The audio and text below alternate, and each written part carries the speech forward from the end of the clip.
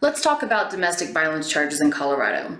The first thing to understand with domestic violence charges is there is no charge of domestic violence that can just be applied. There has to be an underlying criminal offense in order for domestic violence to be applied to it.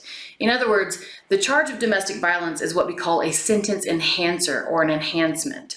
You can't have just one blanket domestic violence charge. It has to be applied to another offense.